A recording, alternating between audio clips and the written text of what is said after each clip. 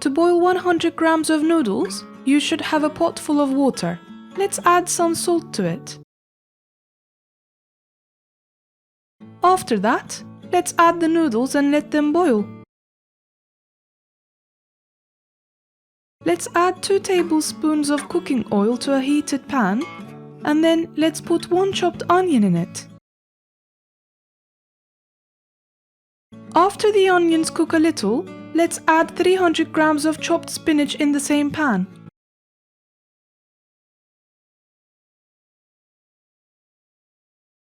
After the spinach cooks, you should add the drained noodles to the same pan. Following the noodles, let's add 200 ml of single cream, half a teaspoon of black pepper, 1 teaspoon of red pepper flakes, 1 teaspoon of salt, and grated cheese to the pan. After mixing the ingredients thoroughly, let's transfer them onto a baking tray and spread the mix evenly.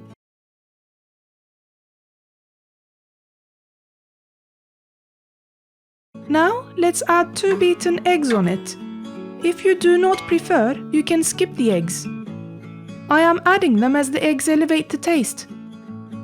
Let's add the remaining grated cheese on it.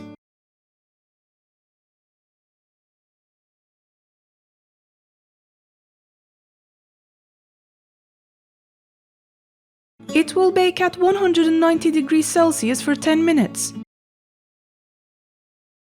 I am sure you will love the taste of this oven-baked dish. I used a round baking tray with a diameter of 30 centimeters. This dish would serve 4 people. Hope you enjoy it!